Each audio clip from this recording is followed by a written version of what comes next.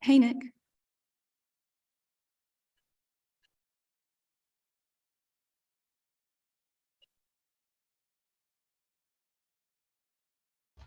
Hello, can you hear me clearly?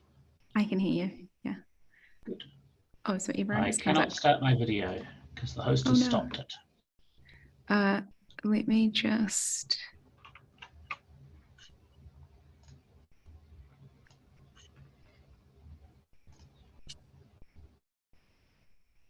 Okay, just moving. Back. I see Khori. Okay, 1 second.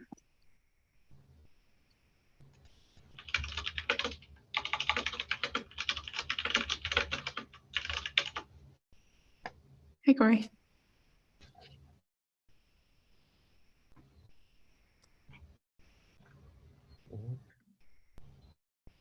Oh, hey, Alicia, how are you? Good. Good. Okay, so we'll just let everyone turn their video on. It's not allowing me to start my video, by the way. Oh, okay. That must be a me thing.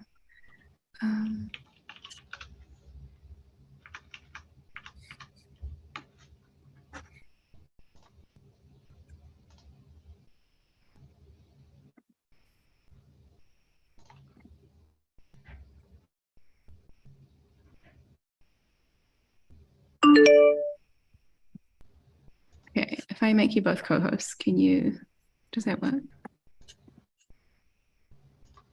There we go.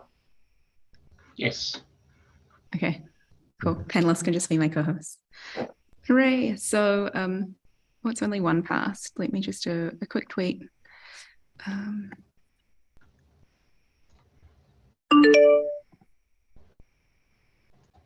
Oh, Jeff is trying to join.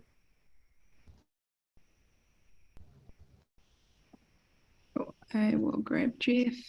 The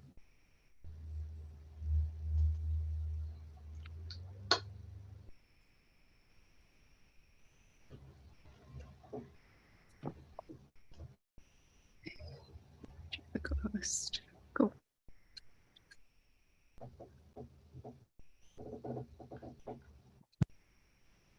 See how that goes. Hey, Jeff. Hey, can you hear me? Yep, and see you. Very good.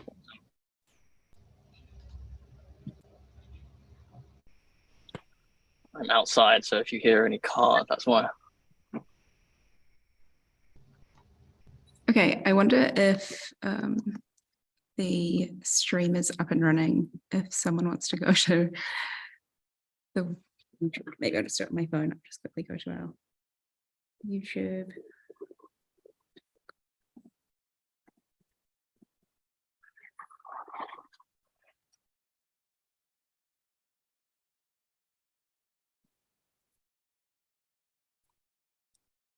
All right, Young SB says it's up and running. Awesome. So our YouTube handle is youtube.com/ENS domains if anyone's looking for it. And I think we should have a tweet up as well.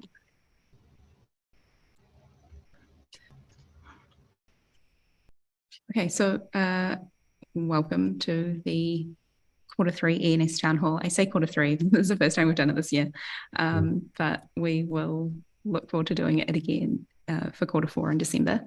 And this is being recorded, and there should be like a Q&A function, or, there's an open chat. So if you do have questions along the road while people are talking, feel free to enter them in the chat, and we will loop back to them after we've heard from all the speakers.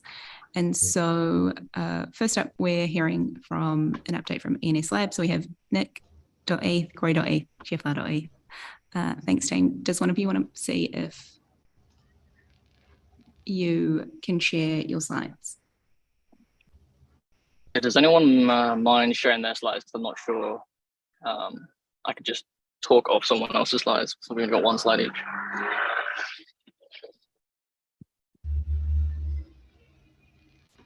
All right, let's try.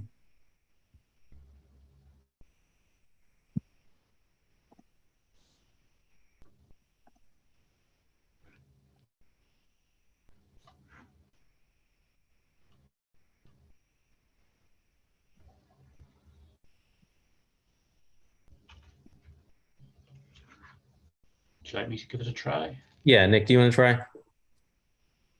Yep.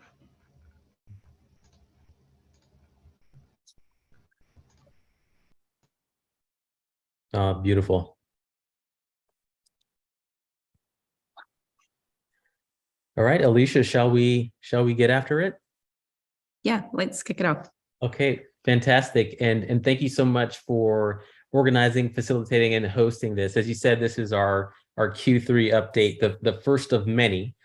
So we're looking forward to having these to spend some time and share with the ENS ecosystem about what's been happening. So for the first portion of this, we'll hear from Nick.eth, Jeff.eth, and myself about what's been happening the last few months. So next slide. So Q3 was one of the biggest quarters in ENS history. Is that right? I think that's right. Yeah. So in July, we had over 378,000 registrations. In August, over 301,000 registrations. September, over 437,000 registrations. So tremendous activity, and driven by just the passion, enthusiasm, interest of the ENS community. So kudos to everyone in the ecosystem for this energy. Now, couple quick updates on external, internal, and then integrations, and then I'll pass it off to Jeff. So one of the things that we've heard is the need for formal PR and marketing for ENS. And so to that end, we interviewed several firms, and a few weeks ago started working with Yap Global. And they are a PR firm based out of London, and they've already been helpful in supporting us get in front of the media and journalists, and helping us starting to craft our story for the broader market. So we're looking forward to more activity and support on the PR front. On the marketing end, we interviewed several firms and have chosen to work with Single Grain for our marketing agency. So we'll be working together to come up with a strategic marketing effort, again, to get more eyeballs on the community, more eyeballs on the protocol, and what we're doing with ENS. So those two things, PR and marketing, we're very excited about what we're going to be able to see over the next several quarters in terms of our presence in the Web3 ecosystem. And the third thing in terms of external affairs that I wanted to discuss briefly was the ETH.link saga. So as you all have heard in Q3, there was a registrar that put ETH.link to auction. And of course, so many members of the community use ETH.link. And so we decided to go after it, and we filed for an injunction, which was accepted by a judge in Arizona. So ETH.link is now back in possession of the ENS community. And so anybody has any other questions around that, please feel to contact me and let me know. But Eth.link is is secured. Second, in terms of internal affairs, as we professionalize and scale ENS Labs, there are a few key positions that we knew we needed to bring on. And one of the first folks that came on in Q3 was Dom Perry. Dom Perry was hired as our product designer. And many of you have already seen some of his work. So those of you who went to DevCon were treated to some of his design work with the badges, and you'll definitely see some of his work as well as V3 gets rolled out. So very thankful to have Dom Perry on board. Another new hire is Eskander Abebe, who will be joining us as a project manager to really help us continue to ship and produce for the community. And speaking of community, we are deep in the throes and in the process of looking for a community manager. And we look forward to having someone join the team hopefully, Alicia, in the next several weeks. All right. And then lastly, I want to talk about a few major integrations. So one of the things that we really want to do is increase the quantity and the quality of the integrations that we have. And two recently came on board is Huobi Global, which is a very large entity. And now those users are able to use their ENS domains to transact and to exchange value. And you saw over the last few weeks, Coinbase launched a major integration using the ENS protocol for their cb.id usernames on their wallet. So a major integration for us. And this is so important in Web3 because this is technology that people can use today, right now. It's not something that's going to happen in the future 2 or 3 years from now. But one of the awesome and powerful things about the ENS protocol is that people can use it right now, today. And so we're so excited about that. So just a few updates from the last quarter here, and I will pass it on to Jeff. Hi, everyone. How's everyone today?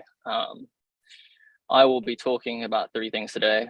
First thing is the new alpha.ens.domains release, our contracts on Khori, and also some updates on the name wrapper. I apologize, I'm outside, so if you hear any cars, that's the reason. It's quite late here in London. Okay, so as Khori was mentioning, like one of our things that we've been working on all year and before that is V3 of the manager and also the contract upgrades.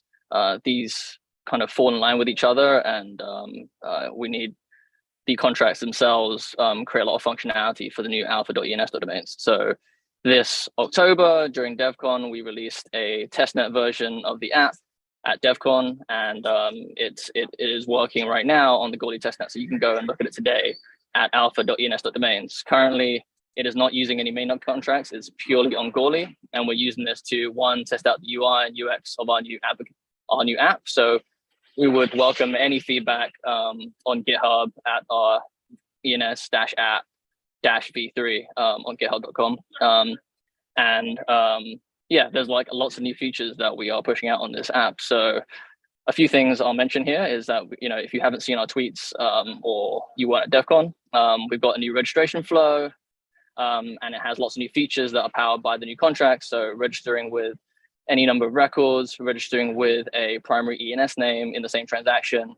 So this brings down the amount of transactions that we're going to have to do to register names with all their records from around 4 to 2.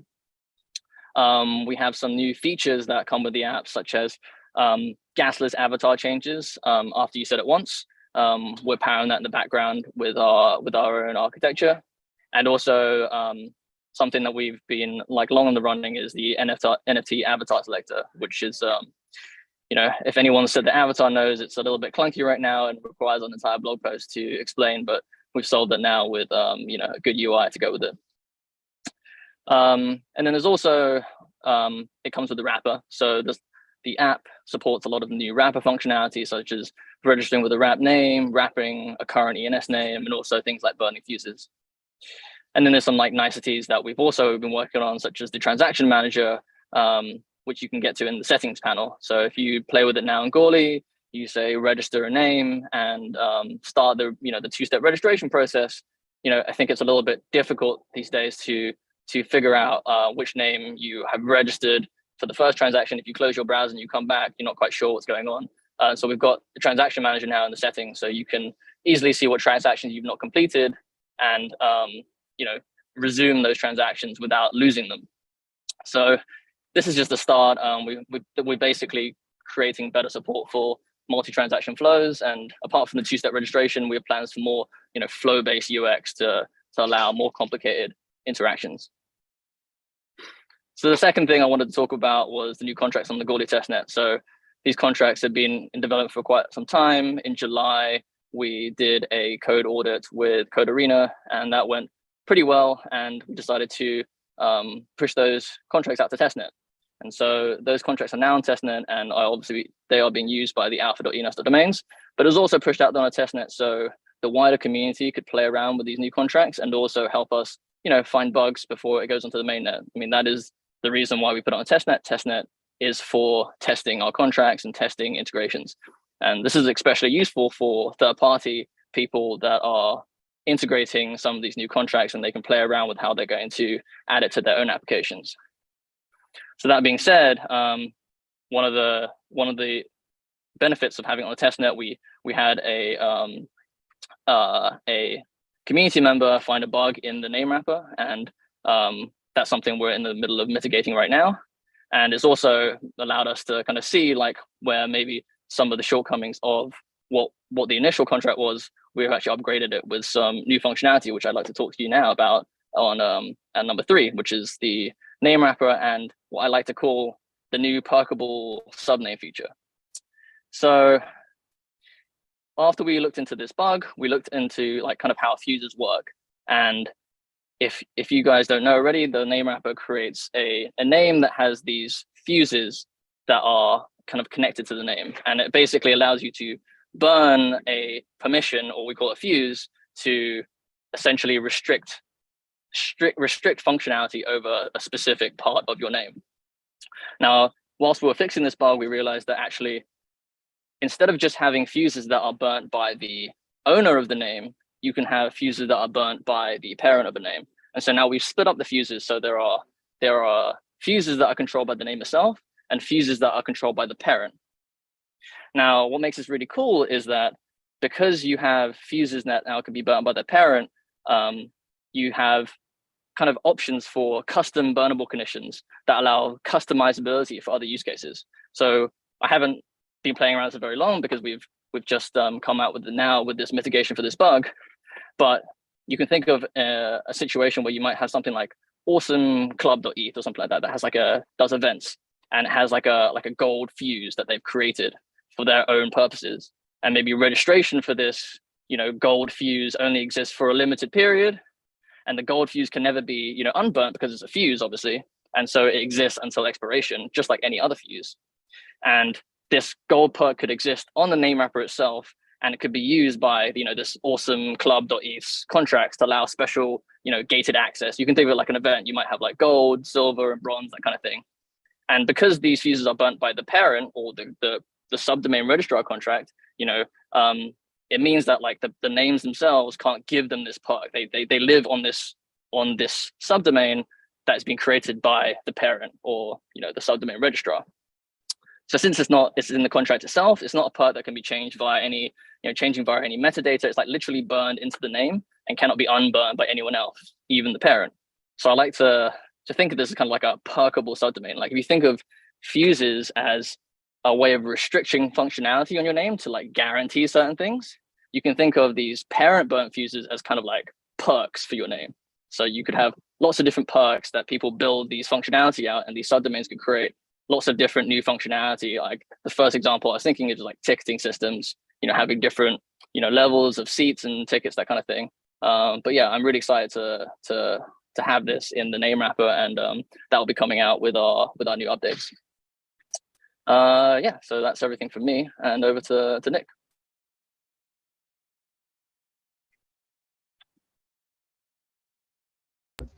Thank you very much. So I have couple of things to talk about to everyone. First of all, Jeff has just finished talking about the name wrapper, and that is the largest part of a suite of contract upgrades we're planning to roll out and ask the DAO for a vote to approve and deploy. In addition to the name wrapper, we also have upgrades to the .eth registrar controller, which controls how names are registered. And these upgrades will allow setting arbitrary records at the same time as names are registered. And we've also managed to find a number of gas optimization opportunities. So we're happy to be able to say that registering a name and wrapping it and setting records will cost less gas than doing those things individually would have cost. And in fact, will cost less gas than registering an unwrapped name presently does. So we're adding new functionality, but without increasing the net gas costs for people. Another change we're making is deploying a new version of the reverse registrar, which is what's responsible for setting up primary names for addresses. In addition to wrapper support, this adds support for making it possible to register a contract's primary name, even if the contract doesn't have functionality baked in for doing that. So one barrier so far to setting primary names for contracts has been that most contracts weren't built with ENS primary names in mind. And once you deployed the contract, there was no way to set the name. What we've done is we're leveraging the owned standard so that any contract that has an owner, the owner will be allowed to set the primary name on its behalf. We simply look up the owner in that contract and you allow that account to set the name. And that will open up setting primary names for a enormous variety of contract addresses that aren't presently available. The registrar also now uses a standard resolver, which will make it more flexible and make it possible to set up more record types and so forth. And finally, we're improving the events in that contract so that it will be easier to track for services to track which reverse records are set up. And finally, we have some improvements to roll out to the public resolver, including support for the wrapper, of course, since the existing resolver doesn't understand wrapped names, and other quality of life improvements, such as being able to erase all the records with a single transaction, which is particularly useful if you're moving a name from one owner to another.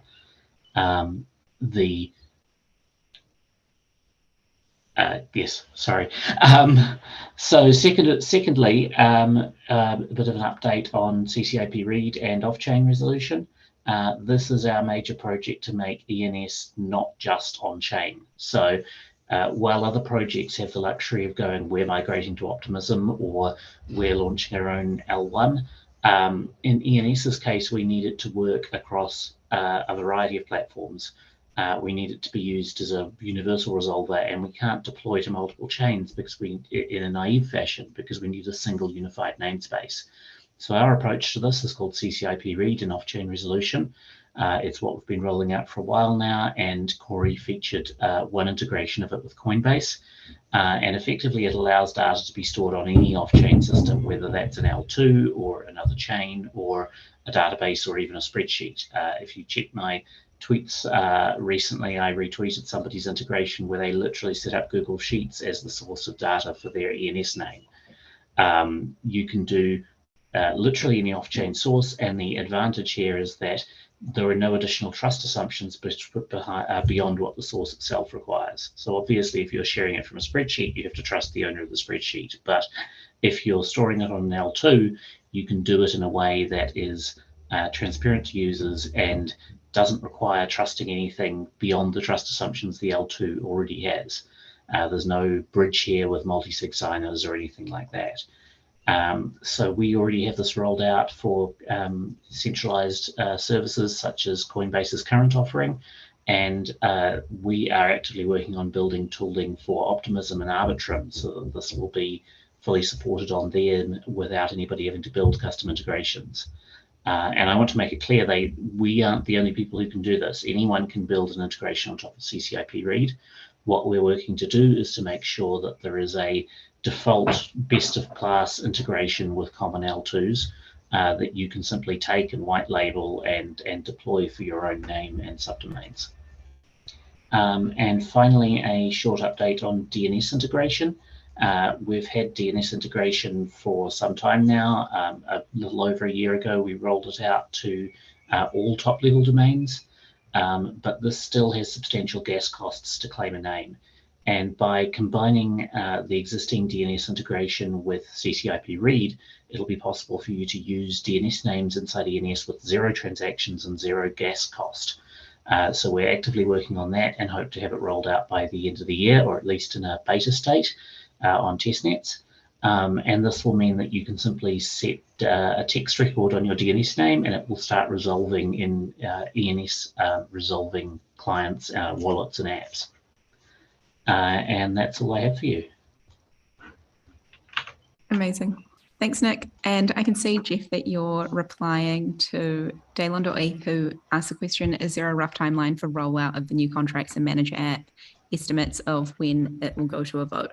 Do you just want to speak to that? Yeah, so because we found this this bug in the name wrapper, I'm writing mitigations for that now. I'm hoping to get that done by the end of the week, write tests for that. And then I want to redeploy it to the testnet and get our team on the UI side to build across it, and also integrators to, sorry about that, integrators to you know, try things out and make sure everything is, you know, tested and done correctly. After that, then we can maybe speak to, you know, timelines on that. Cool, thanks. And Justin Martin, you had a question. If you want to unmute and ask it. Sure, can you hear me? Yeah, we can hear you. Cool. So one of the things that we're doing with Eth.Limo is we're trying to build the ability to prove ENS resolutions cryptographically, so that when an ENS resolution occurs, like, there's no trust involved. It's what's on chain is true, and you can trust that cryptographically. CCIP read involves essentially the user agent, or maybe an on-chain oracle, calling off to a essentially an untrusted service, which will provide input to the resolution. And that, unless there's something there to mitigate that, that would break that cryptographic chain of trust. Has any thought been given to how to mitigate that as an issue? So I don't think that's necessarily true. The owner of the name gets to determine what the trust model is for resolutions on that name. And in the case where it's, for instance, a lookup to optimism, that gateway returns a full set of proofs that are necessary to prove that the resolution was returned from optimism and that it's an accurate resolution. If you're looking to provide a way to provide like a non-interactive proof to someone, then what you would want to do is do the CCIP read lookup while generating the proof, and return the response to that, so the callback, and the proof of that ETH call as the proof of the validity of the name.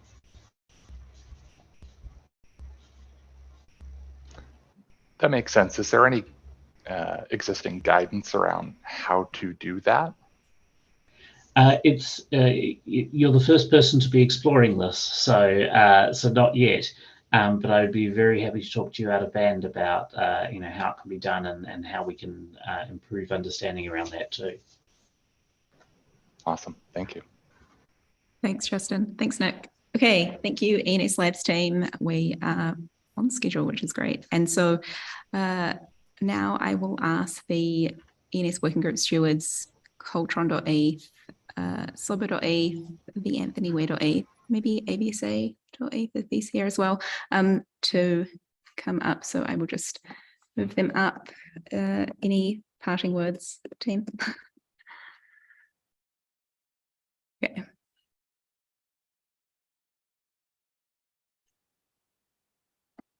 Cool.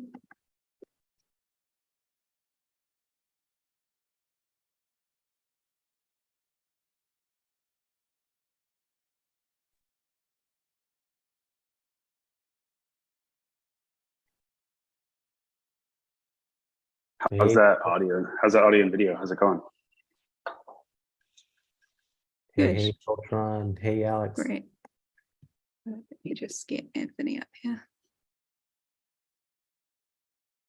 And we also have the slideshow to present. And I don't know if I can do that without losing my screen, or Hold on, let someone me else just can make you a run that. co-host.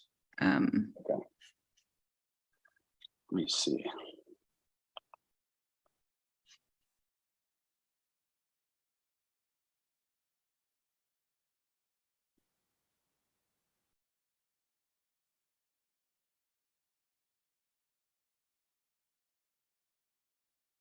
I think if I do, it's going to be a minimized window unless I lose my whole screen. So it can be a bummer.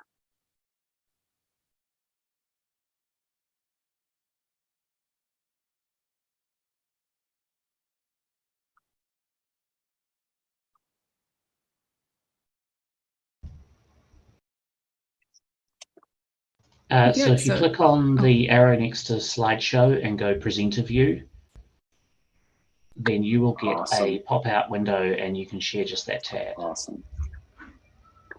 Cool. So that it looks like that's coming through for everyone now. Great. Yeah, but if you reshare as just the tab, we'll get it without all of the browser Chrome and stuff. Awesome.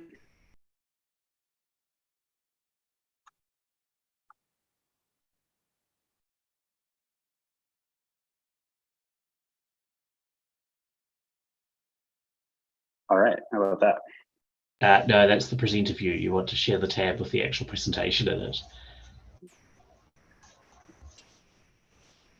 Give me 1 second. Yeah, I think I'm just going to rug it, because if I go to the browser view, it's just going to do the browser view again. It doesn't give you the option to share just one tab? No, it doesn't. Not that I'm seeing. Well, browser view is better than nothing then. Awesome. So I think we're all doing a pretty good job, given this is the first time we're doing a Zoom call. So like for those in the audience, like we've only been using Google Meets. So we're not giving Coltron a hard time. It's just we're new and software's hard. So throwing it back to you, Coltron. Awesome. Yeah, no, so this is probably not ideal, but I'm just going to go ahead and go with this. I think this is better than nothing. Yeah, and I logged into Zoom and I realized like all my accounts were set up wrong and everything, so I'm just going with it. As Alicia said, I'm coltron.eth. I'll be kicking off kind of the DAO section of this call with the MetaGov working group. The way I'll structure my call or my section with the MetaGov specifically is kind of like looking back, looking at right now, and then like looking forward, just to make it super simple. So starting off like looking backwards at like this year and this past quarter. As Khori mentioned at the beginning of the call, like this has been a super great year for ENS, for the DAO. The DAO saw 1 million registrations last quarter, so Q3 alone. And to put context on like what 1 million registrations is for the DAO, what that means is that's more registrations. That's twice as many registrations as last year, like altogether. So super huge. Also, like voter participation in the DAO has remained like super strong. So if you look at like the average from like EP 2, 3, and 4, we've actually are up 25% on like the average voter, which is like the last 3 were 770 voters, which was super awesome to see that kind of participation like remain from the beginning of the year to right now. So that's a really good metric to look at.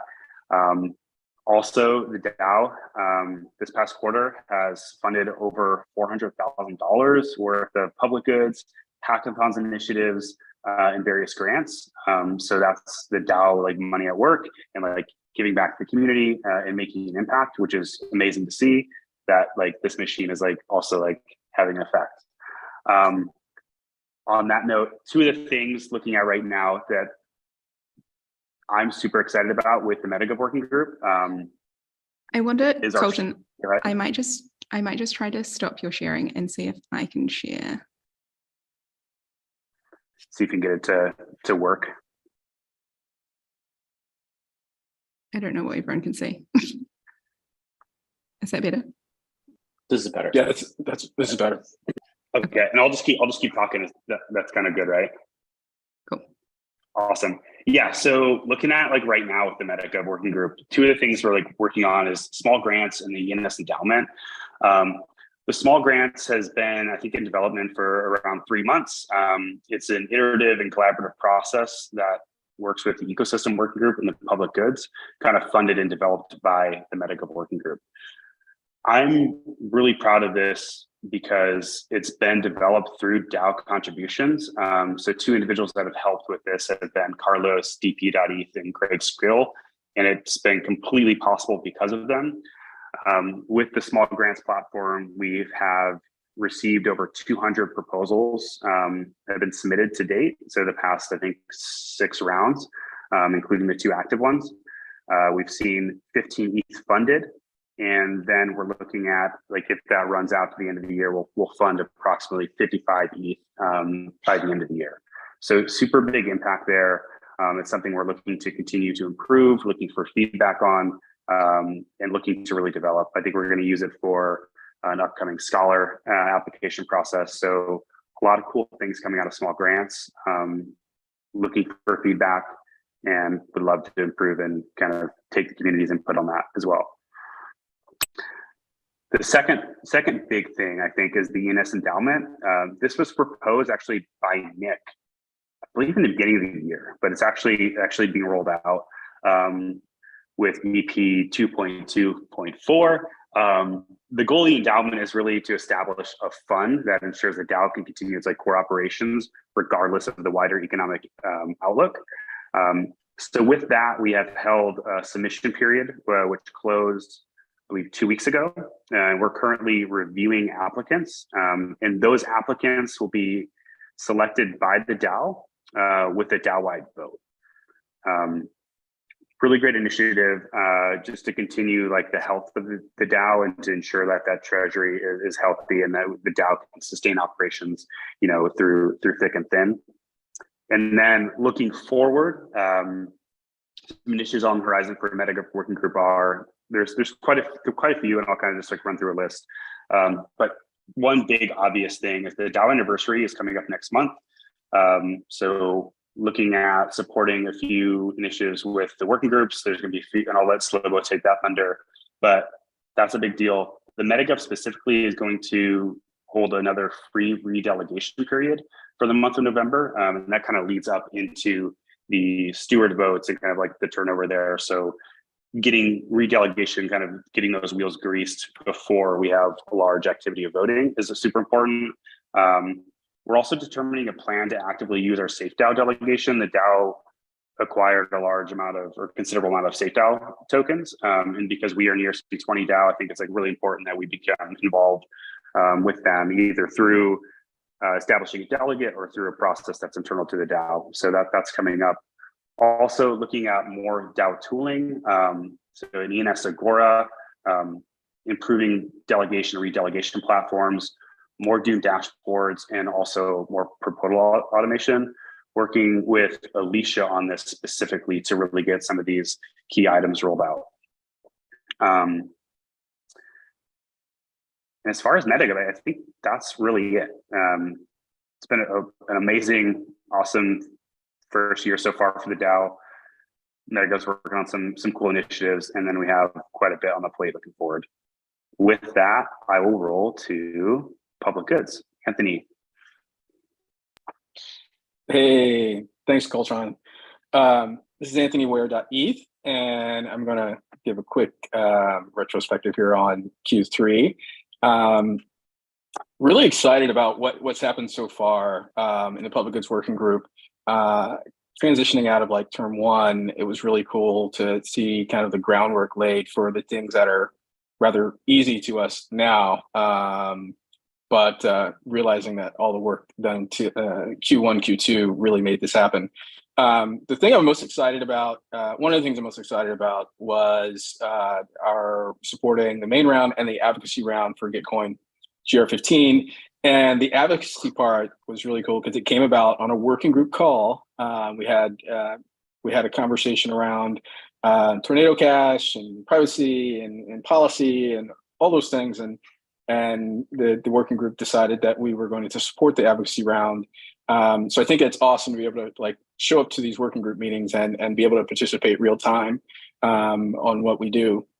Back in July, we launched the pilot grants, which is kind of cool because it helps those folks who are just starting, but also, you know, established folks, and kind of gives us a grand kind of a foundation for getting people to the support they need early on. The last piece, when it comes to what's ahead, right? We're excited about the Public Goods Fellows, which we'll have more information on that rolling out, show up at the working group meetings. And then the PG Foundation grants. And these are kind of the larger grants for established established builders and DAO contributors that are creating things around public goods. And the cool part is, like, now when you think of the small grants and the fellows and the PG Foundation grants, and mind you, these names may change, but we create this kind of roadmap for somebody to come in, become involved, and support, get the support they need. So that's it for public goods. Make sure you show up to the meetings if you want to see what's going on, and I'll pass it over to slobo.eth.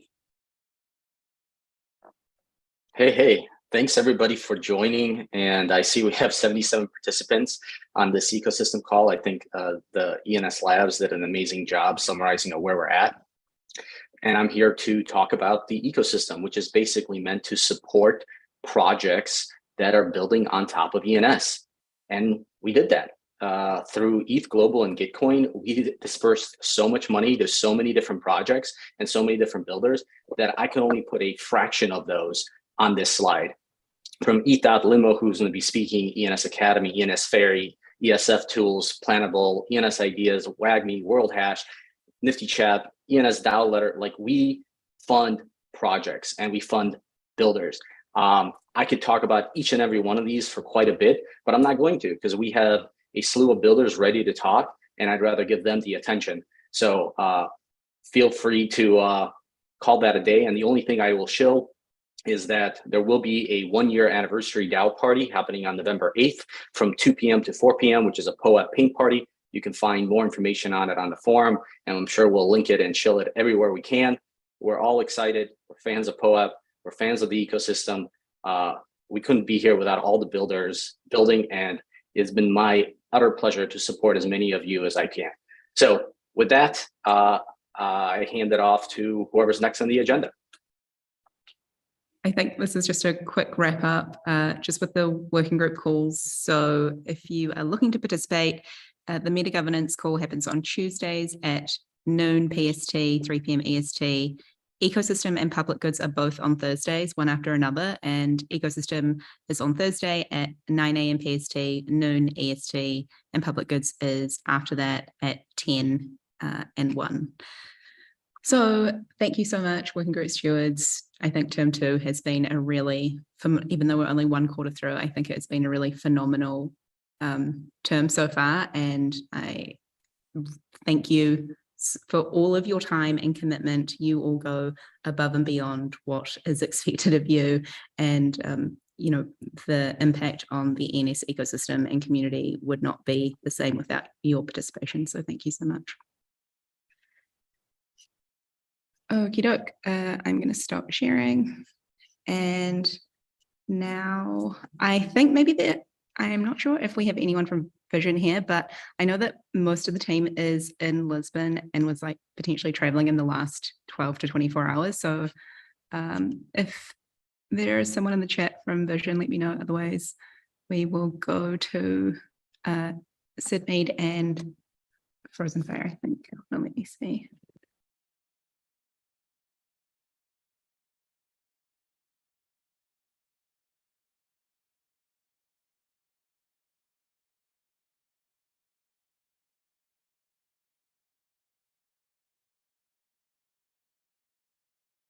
Okie doke.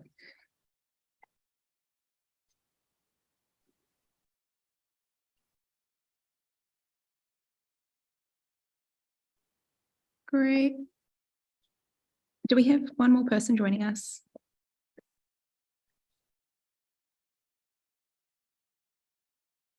Oh, wait, you're on mute. I can't. Do you just want to unmute? Can you hear me now?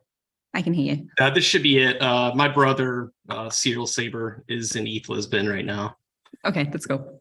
Amazing. Thank you so much. Welcome. And did you want to share your screen? Have you got all the permissions you need? No, it won't let me share it. Okay, hold on. Let me see. Just make you a co-host. That seems to fix everything. There we go. Okay, cool. Let me full screen that. There we go. So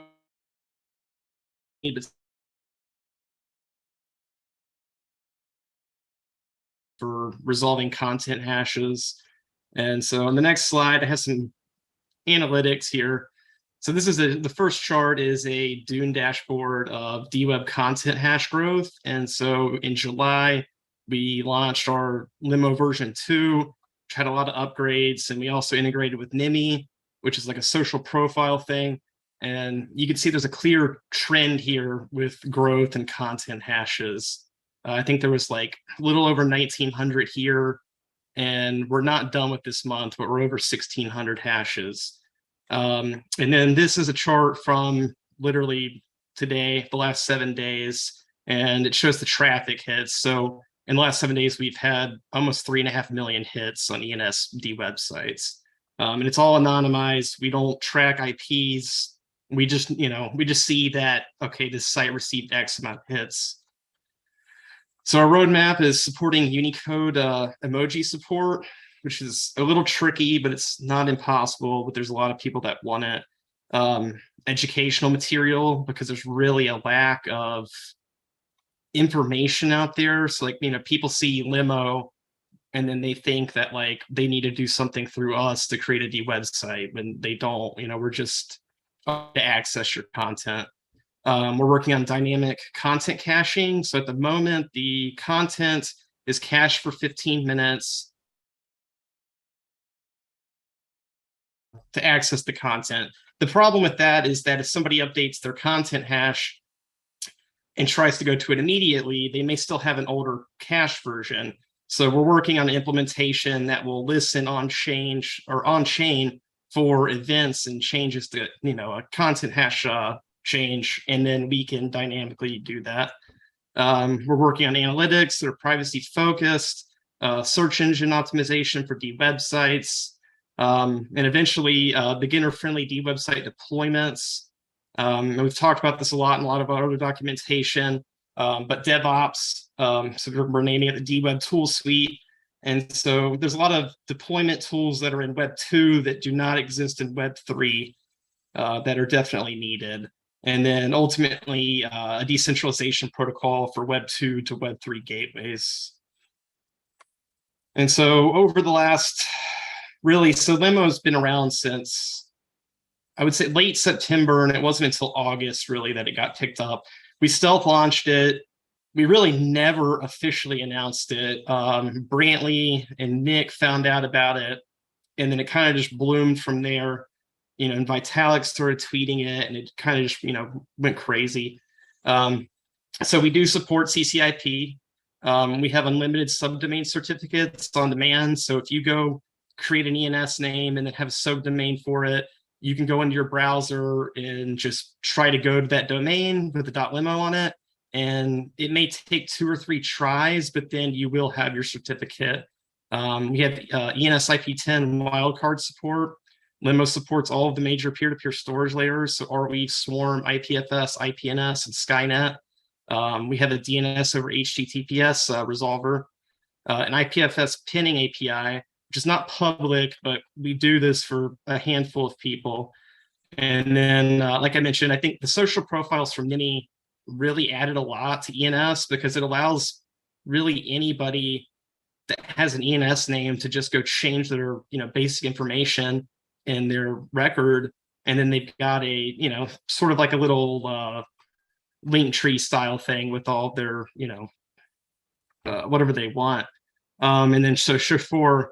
And so this is a local application stack for ENS domain resolution for websites. So this is something that you would be running locally on your PC to resolve ENS contents. And I'll let Justin take it away from here for that. Cool. Yeah. I'm really proud of Chauffeur. It's a really cool improvement, which is that you can essentially run Eth.Limo locally. And our goal is to have it be that all of the resolution, all of the content retrieval, all of the everything Eth.Limo is doing can be done locally, privately, without disclosing information unnecessarily to the world. And it already works. It's version 001 alpha level quality at this point, but there's a slew of improvements coming down the pipe that should make it faster, support everything we support in production, and ideally be trustless, where you're not running code that you need to trust we've written correctly. It should just work securely. So I think it's very cool. So yeah, that's about all I have to add. I'd like to thank you guys for your support and the grants. It's helped a lot. So thank you for that. Amazing. So thank you so much, Justin and SydMead. If we don't have any questions from anyone about Eth.Limo, we can move on to Nimi, who were you kind of saw in one of those graphs the uptick from the Nimi impact. But thanks so much, team, and yeah, we will keep following you. Maybe can you also just drop your Twitter in the chat? Yeah. And then all the documentation too is in the post that I just linked to the document. Let me grab that again. If anybody wants to look over that. Perfect.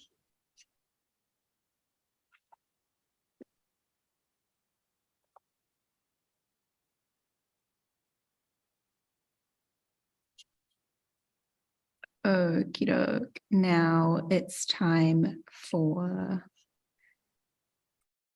an update from the Nimi team. Hey, Zett. Hey, guys and girls. Let me see if I can share my screen. I'll try to. I never use Zoom, to be honest. Neither do I. I literally signed up today, so. Crypto is probably like one of the few ecosystems still not using Zoom. Let's see here. So there should be a green button. Let me know if you can't I see it. Let's see which window to share. Let's see. Oh. I'm also a new Mac user. I know designers should use big Mac. learning curve. Let's see here. What's the PDF reader's name on Mac? It's Preview. Here we go. Preview. Let's try this.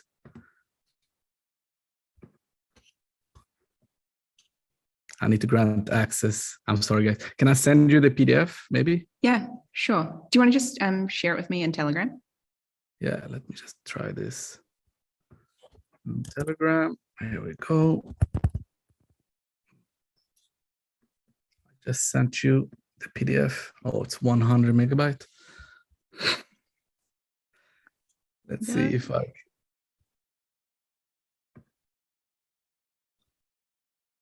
Should be uploading. I could kickstart. I mean, I don't need slides to tell you guys who I am. I can just check my screen here. Perfect. So yeah, I'm one of the founders of Nimi. I'm the designer. I'm the guy making the stickers and the slides and everything else. We made Nimi at ETH Amsterdam, and it was part of the hackathon. The whole team is actually from DXDAO. And DXDAO is a big user of ENS. We use ENS for all our products. We don't have normal domains. We only use ENS.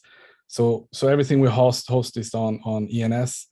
And we've been talking about ENS, and we're trying to push others to use ENS for their products, especially if they're into DeFi.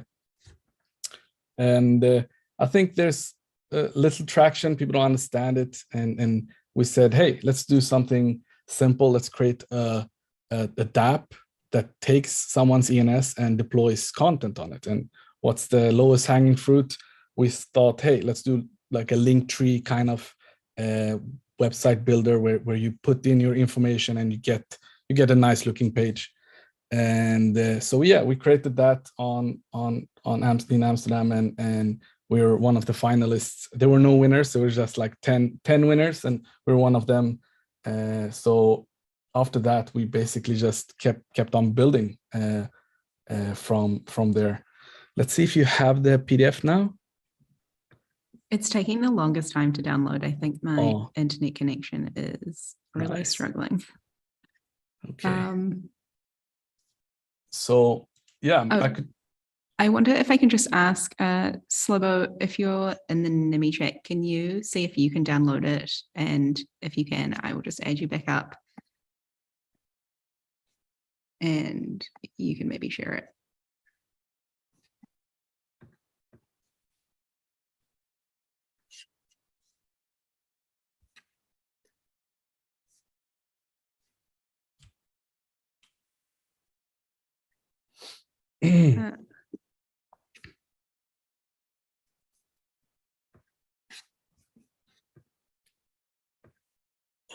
Is my screen sharing? Oh, yes, it is. Okay, magically. Let's go. Perfect. All right. We talked a little bit about this. It's a basic profile builder. Right now, we're showing like links in a bio, and we deploy IPFS on ENS. So basically, just taking content hashes and deploying on ENS. That was like the hackathon version, the MVP. We were done with that. We had a version to show off. And on beta 2, which was basically created for ETHCC, we tried to focus a little bit on the in-person meetings, and we actually deployed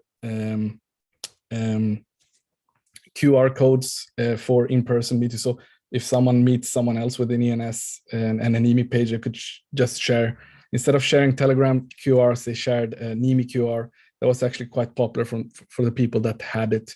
We also integrated with something called IPNS, which is basically gasless updates for any changes. So instead of keep on updating the content hash, we actually store the private keys of their ENS to be able to do the gasless updates for the users. And we did a lot of improvements on just how fast the deploys were and how fast our service is. One big thing that happened, obviously you guys heard about this in the last presentation, but we did the Eth.Limo partnership, and that has been a great success. This basically means anyone with any ENS could go to their ENS, type their ENS name .eth.limo, and limo is a resolver for ENS, and there will be a placeholder Nimi profile pulling up all the information that the user has on their ENS. So if they put their Twitter link, or if they have a ENS picture, ENS avatar, or addresses, we pull that and just do a profile, even if they haven't deployed a profile. So it's a placeholder profile basically. And here's some grants we got. We got a big grant from DeekStyle, another one from ENS. Thank you so much. And we also did the Gitcoin community grants, and we got almost 2,000 people donating, which was very, very, very big for us. And thank you, everyone. And for DEF CON, which is a couple of weeks ago, like 2 weeks ago, we basically unlocked much more features for Nimi, so you could use much more links now, and we integrate much more services into Nimi. We have a deeper POAP integration, and POAP, the team is super happy about that. Go check it out. So you could rearrange your POAPs, you could choose which POAPs to showcase. And we actually did something that I would want to show you, but let's. We did NFC tags too. Maybe some of you guys tried them out at DEF CON. But let me show you something that we built for DEF CON that we really excited about, and we call it custom themes basically, or event-based themes. So here's some of the themes we built, and they are pretty interesting because it is, I would explain them as like event-based partnerships. And so basically, if you go to Raffy and you claim a Raffy POAP, your Nimi profile automatically adapts to it. And or if you go to Divinity or you go to DevCon and claim their POAP, you get that profile automatically unlocked. And this is pretty exciting. And we work together with Raffy, DevCon, and Divinity to do this. So that's super exciting. So if any of you guys have any POAPs from the events, you will have the templates unlocked automatically in your profiles. And we have 2,000 profiles deployed, which is very, very big for us. And I think just today we have had almost like 100. So it's growing really fast, and I'm super happy about that. What's next? We're adding something we called feeds, and it's basically social feeds curated. More about that later. We're still building this.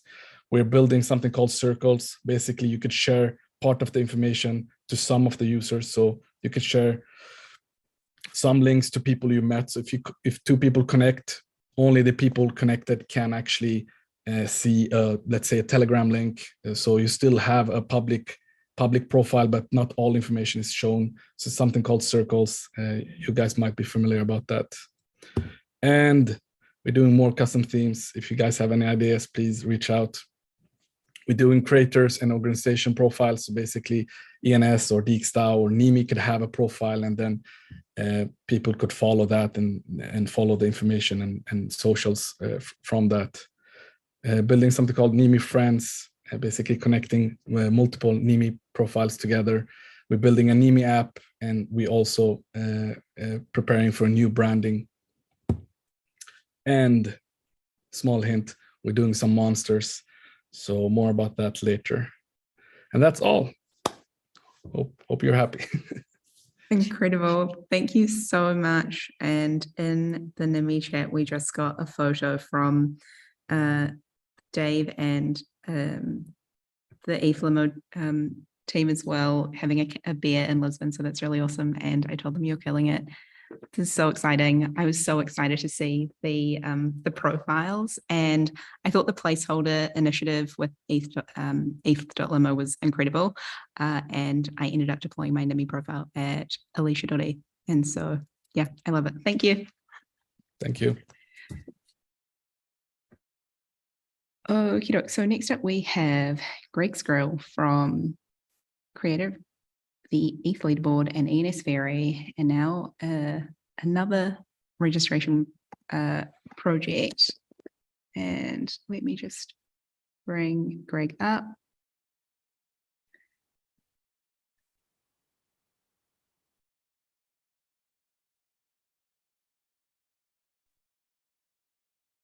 Hey, can you hear me? Hey, yeah, I'm just going to make you a co-host so that you can do everything you need to do.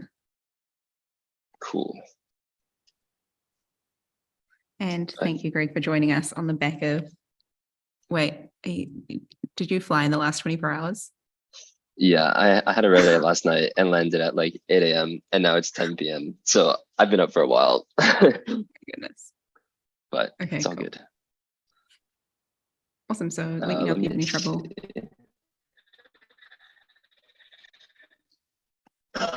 Sweet. Can you see? Yeah. A ENS Fairy page? We can see it. Okay, sick. So awesome. So this is ENS Fairy. I'm going to talk about basically what it is today and where I want to take it. So today, ENS Fairy is what I hope to be the easiest way to gift .eth names. But I think it could become more than just gifting a .eth name and really become an ENS onboarding experience overall. And so I'm going to show you where it is today. And this is a bit of an old video, but it's mostly the same. And so you'll see here that I just go and type in the name I want to register. This was on Rinkeby, so Burritos was available. I sent it to Nick and I registered it for a year. And that is kind of the main configuration you have to do. You still have to do the 2 transactions, but if you've ever gifted a name outside of this, you'll know that you had to register the name, you had to change the address, you had to set the controller, you had to set the registrant. And now each of those transactions take maybe 30 seconds. And and 20 to 50 cents.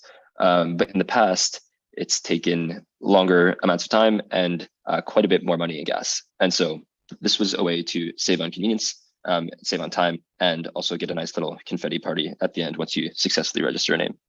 And so that's like the core of ENS Fairy gifting names. But there's also a way, if you already have a name and you decide after the fact, or before ENS Fairy was out, or before you learned about it, that you want to gift it, or you want to gift a name to somebody that isn't yet into crypto and not quite ready to accept it, but you don't want the responsibility of taking care of it over time, you can go to ensfairy.xyz/deposit. And the idea is you deposit this name into a vault. And it's a multi-sig guarded by validator.eth and nick.eth. I'm not even on it myself, so you don't have to worry about me stealing your names. And those guys are kind of the best people to possibly be taking care of these names. And so if you deposit a name in there, they will be sure whenever a celebrity or a brand or a personality is ready to accept it, that it will go to the right person. And we also have on the homepage a way to register a name directly to the vault if that's something you're interested in. Cool, so that's kind of what it is today, but I think it could become more. So gifting a name is great, but what really happens next? And so this is maybe a little bit exaggerated, but the rough idea of a conversation that could happen when I'm trying to get somebody a name and gift them a name. And it's basically, hey, so you're into crypto, I'm gonna get you this ENS name, it's a profile for Web3, so on. And then it starts off pretty good and you have to explain, cool, you have this name, it's gonna work. But if you really want to use it, go set your primary name. But then also if you want it to like kind of look cooler and be more personable, set your avatar. Oh, but if you want it to be an NFT avatar, make sure you use the right spec and then go to different websites to make sure it's working and make sure it looks good. And it's just kind of like a long process, which is definitely being improved. But I think still maybe could use some customization towards onboarding. And basically by the end of this, it becomes difficult to justify spending the time to actually maybe set it up. And so I think we lose some people there. And so what I would like it to become is, hey, just got you this ENS name. And you can send your friend or whoever this is to a nice and simple page that does not exist yet, but or is not live yet, I should say. But I'm working on it, and it would basically be a nice experience that meets the user where they are. So if they own an ENS name, it will help them set it as their primary name and then configure their profile. If they don't have a name yet, it will allow them to easily learn why they might want a name and then actually go ahead and register it. And this is just like, so you don't have to pitch and explain ENS to every person. And it just becomes a much more natural conversation that hopefully keeps some of those people that might get dropped off at this, I have no idea what you're talking about step. And so that is the more like near term, what I'm working on right now. And then experimental thoughts, I figured would be fun to share. And if you guys have any thoughts, obviously, I always like kind of thinking through this stuff. So one relating to CCIP read that we heard about earlier and subdomains and all that stuff is the idea of what if you could gift names for free? And so a lot of people will still want their .eth names to represent themselves across the Web3 ecosystem, but I think it'd be really valuable if you can gift a name completely for free, just as like a test run of what ENS can do. And then the next one, which is which is in somewhat of a working state, is what if registering an ENS name was as easy as sending a DM? And so I have a little demo for that too, of something that I was tinkering around with during DevCon that is basically a Telegram bot. And so I can send this Telegram bot a message, register whatever name to gregschroll.eth. It says, do you want to do this? I say yes, and then that's literally it. There is basically a bot in the background controlling all of this that will go ahead, register the name, send it to the person that I want to send it to, which could be either an ENS name or a normal hex address, and it will take care of the rest. And so a handful of the ENS Labs and ENS DAO people were using this at DevCon to gift names to over 80 different people. And that was either people who came by the ENS booth and knew what ENS was, but just didn't get around to buying a name yet, or ETH Bogota projects that are like new projects, really cool. And they personally had names, but their project did not have a name. And so we wanted to make sure that they did have that. So this is more, it works for a select few people. And ideally, I would like to kind of allow everybody to have this experience, but that's also a little bit further away than the onboarding thing. But that is kind of what I have today. Thanks for listening. Thanks to everybody, the community, the DAO for the support. And if you have any suggestions or comments, feel free to reach out to me at gregstrill.eth or gregstrill on Twitter. Thanks. Amazing. Thanks so much, Greg. I feel like your demos always get everyone really hyped. And just when I feel like just when you've like finished doing something and everyone's really excited about it, you go and do something else. And it's really inspiring to watch. And I can't imagine how many builders you've inspired in the ENS ecosystem, just the way that you build in public on Twitter. If you are not already following Greg on Twitter, it will be your favorite ENS follow, I promise you. Maybe your favorite Web3 follow, actually. And so thanks so much, Greg. And it's so great to have you as a builder in the community. I appreciate it. Cool. So now we are going to get a name normalization update from Raffy.eth. So let me just move Raffy to the co-host spot. Okay. Hello, everyone. Can you hear me? Hey, Raffy. Yes, we can hear you. Awesome. Can I share my screen? Hopefully. Give it a go, see if it works for you.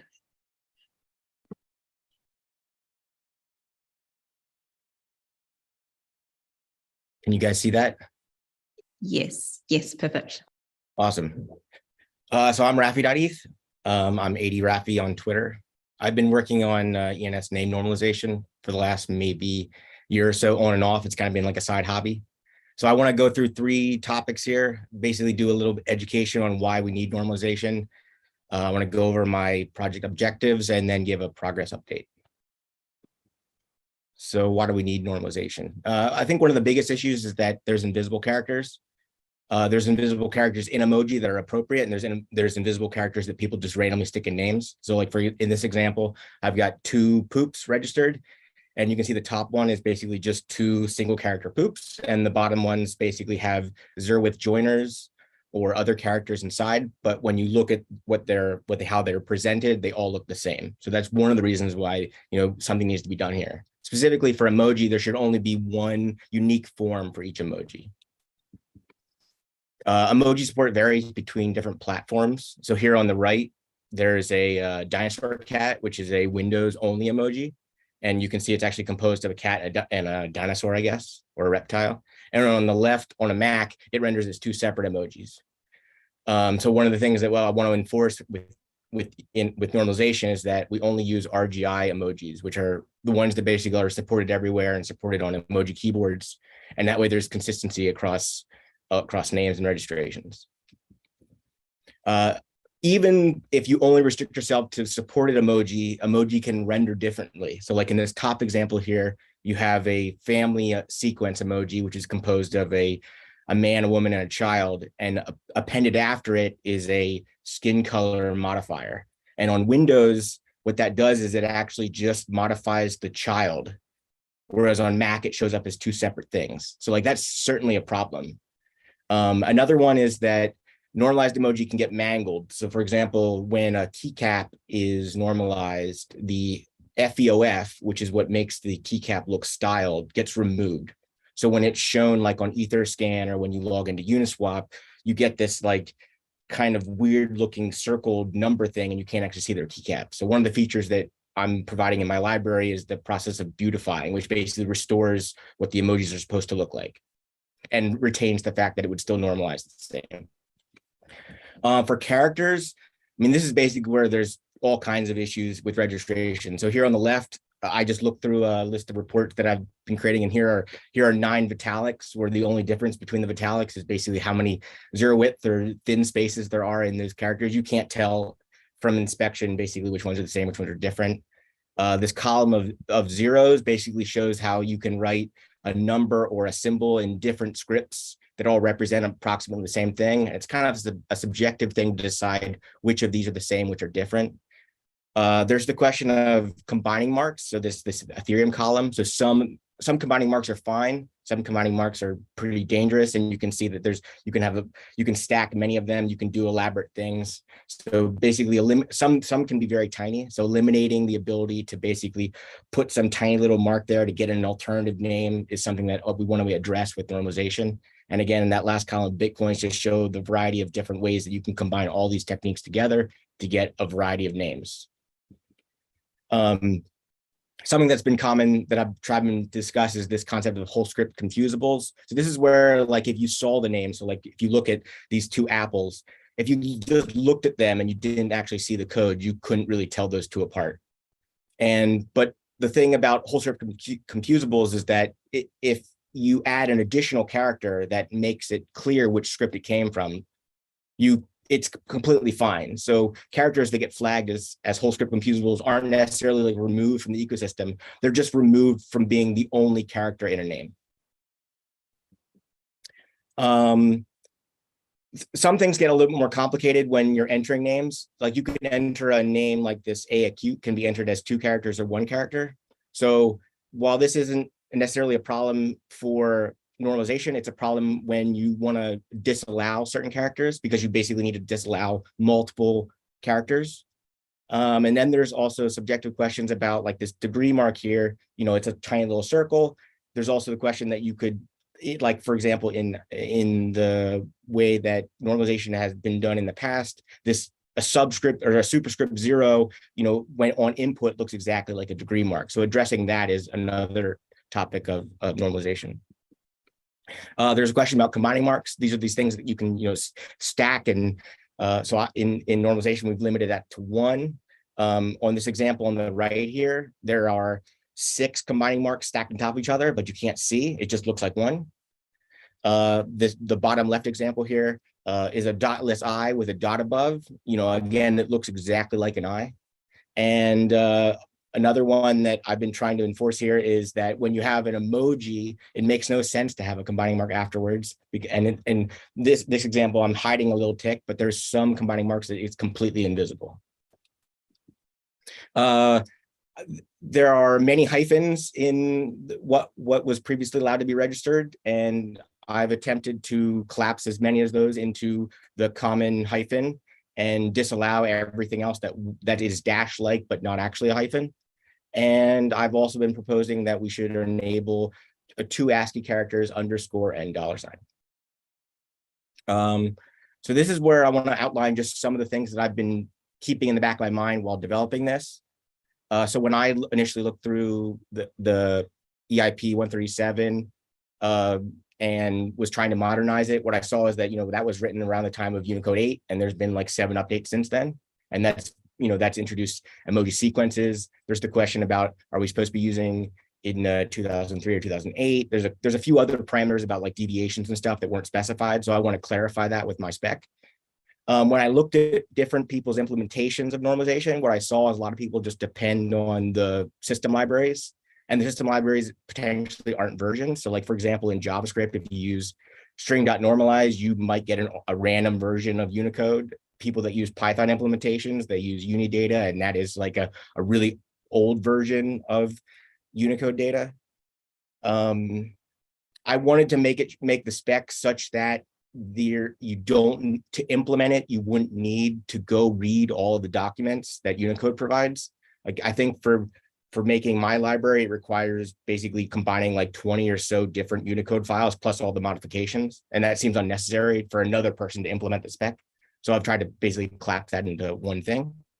And another goal is basically all the things I just discussed. I want to basically address and fix all of those. I think a key thing for basically supporting normalization across different languages is that you need a validation set. So I have a combination of using manual tests, random tests, and auto-generated tests, and also taking actual registrations and using that as my test and fail set. I wanted a compact representation for the spec. So like, for example, if you take every emoji, that's 75K. If you take just the names of all the scripts, that's 2K. And the library that I produced has a payload that's only 17K. And that's important because if you want to, implement this in Solidity, you can't, or you want to have this in Ethers, you don't want every page load to need like a 1 megabyte or multiple megabytes of Unicode data. You want it to be efficient to implement in Solidity. And the final goal here is that you'd want that Solidity implementation to match the spec 100%. So where am I at here? I have a JavaScript implementation that's at Raffy ENS Normalize on GitHub. All the features that I discussed in this presentation are fully functional. In the last update, I think I have all the scripts working. The current library is 32K. The spec is completely defined in a single JSON file. There's 20K validation tests. It's broken up into 4 pieces.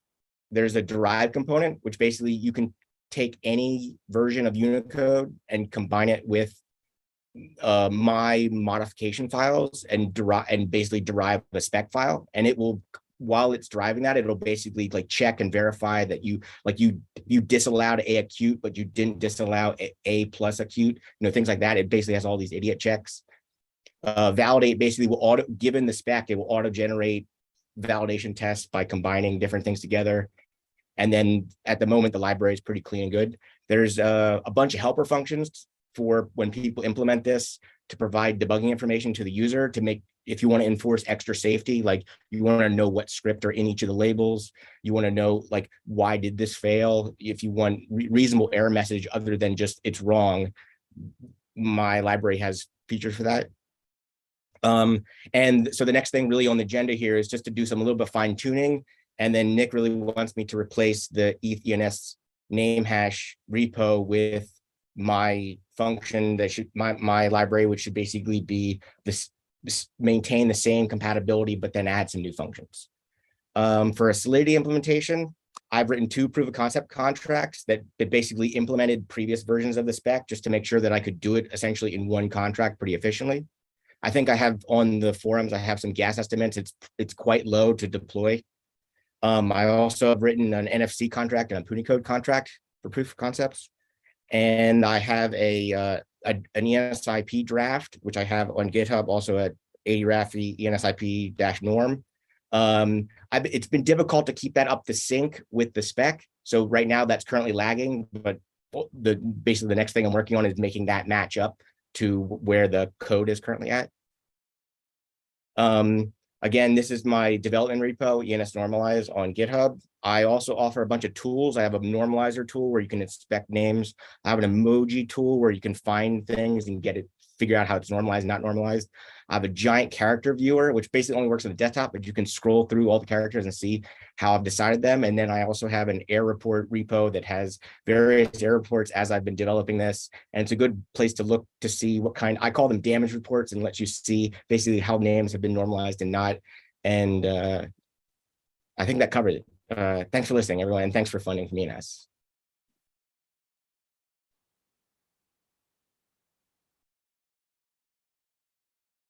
I don't know how to. Here we go. Wait, Raffy, that was incredible. I think you actually received a marriage proposal during your presentation. Everyone was completely floored. Oh, awesome. Well, thank you. Yeah, I think that, yeah, the chat is truly a reflection of how everyone in the community feels about the work that you've put in. It's been, I think, must be coming up to a year now, and your constant input on the forum and keeping everyone up to date. I know we're up to thread number 2 on normalization.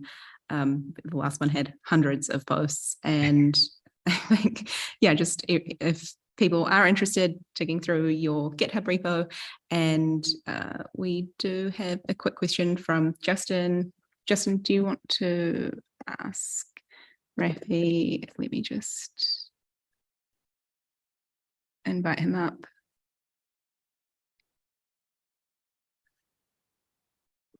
Okay, here we go.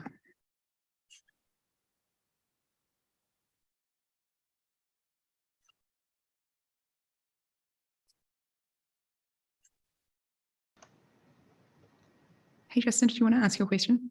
Sure, yeah. This might just be a matter of I should read what you've already written. But I was actually wondering just where Punycode fits into this. When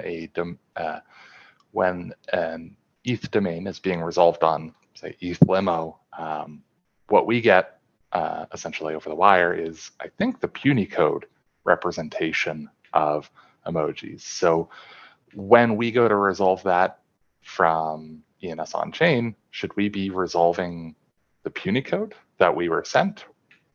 Or should we be converting the Punycode back to Unicode and resolving that? Which one wins? So like Punycode is just an encoding of Unicode into ASCII. So when you receive Punycode over DNS or through DNS, it's your responsibility basically to always decode Punycode if each label starts with XN-. So there should never be a place where you would look up on chain XN-, something. The only example that you would do that to is if you would decode a Punycode name and it actually ends up being like XN-, like I think on my resolver I showed the example of XN-, poo. That's actually like that name is Punycodable as XN-, XN-, something like that.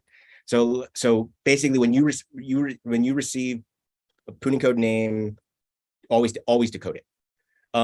There are some caveats here. I think I made a post on the forum about it, but some names, especially those with emoji, where they have a 0 width character inside of them, browsers won't Punycode them correctly or consistently between different browsers, and that's kind of a problem. So on my resolver, what I show is that I try to encode the name in the browser and see if the browser accepts it.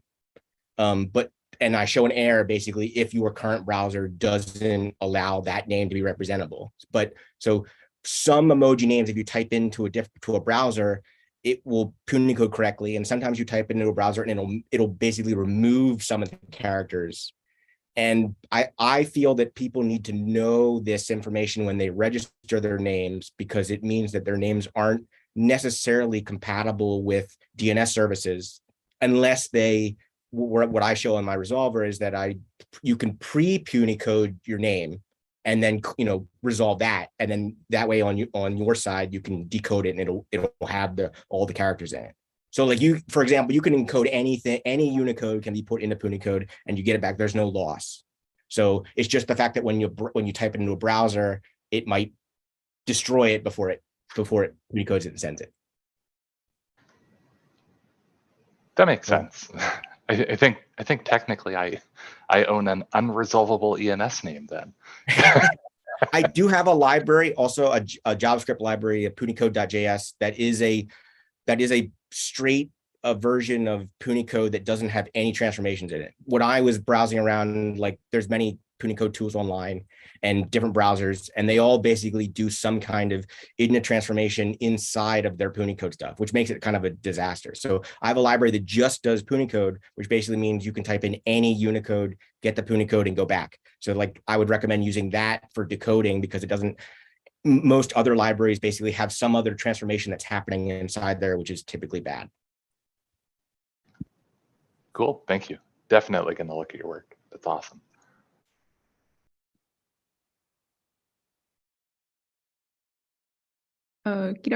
Thank you so much, Raffy. Again, No problem.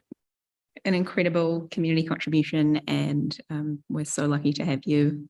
Cool. I see that lcfr is in the chat, but begging not to be brought up.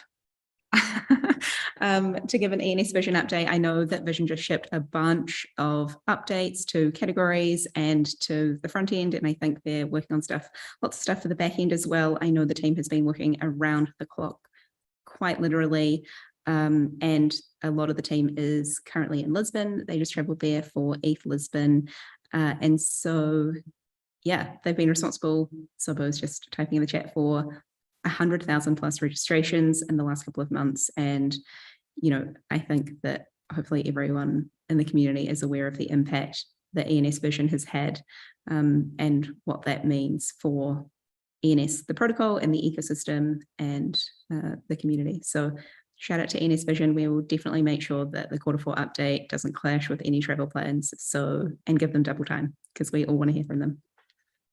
Oh, cool. LCFR just said that so far, October has 54,000 registrations on Vision. September had 175,000, and the team is working on subdomains and getting normalization implemented. Yeah, great. Thanks so much, LCFR. And thank you very much, everyone, for coming along to this ENS Town Hall.